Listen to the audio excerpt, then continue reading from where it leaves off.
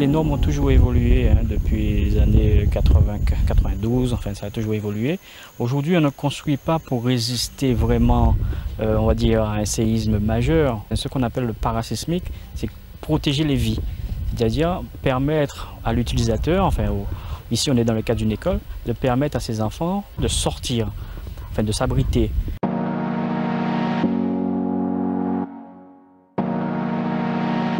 Le parasismique, à l'œil nu, ça ne peut pas se voir parce que c'est énormément de calculs, de travail dans les ferraillages et du contreventement des façades. Donc on peut le remarquer, sous des façades, on a du plein et du vide. C'est ce qui rythme les façades. Ça permet de faire les contreventements dans les deux directions. Le préau existant, on l'a gardé parce que c'est une belle architecture qui date d'une trentaine d'années. C'est un préau en espace vide, donc ce qu'il fallait faire, c'est rajouter des murs dans les angles. Et ces murs dans les angles permettent de contreventer ce préau qui est quasiment vide. Parce que la difficulté du parasismique, c'est qu'il ne faut pas que ce soit entièrement vide, il faut qu'il y ait du plein.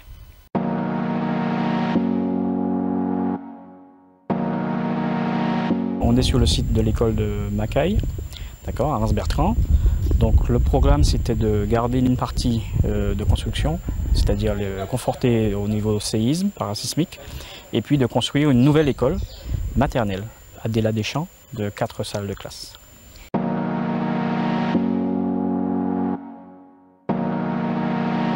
Ici, l'exercice était un peu particulier par rapport à d'autres chantiers. On est sur des petits bâtiments en rez-de-chaussée. Vous avez une construction traditionnelle à l'époque qui a été faite il y a 40 ans, constituée de parpaings et de poteaux comme on voit dans nos architectures traditionnelles. Donc l'idée c'était de reprendre depuis les fondations tous les murs porteurs en voile béton pour les remplacer complètement depuis les fondations, les murs, conforter les angles et puis garder la toiture.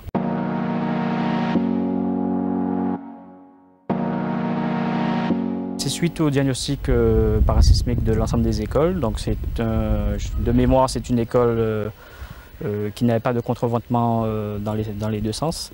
Une petite école ronde, comme on a l'habitude de voir un peu dans d'autres communes. Donc l'idée, c'était de repartir sur une école construction neuve en parasismique, avec les nouvelles normes actuelles, Eurocode 8.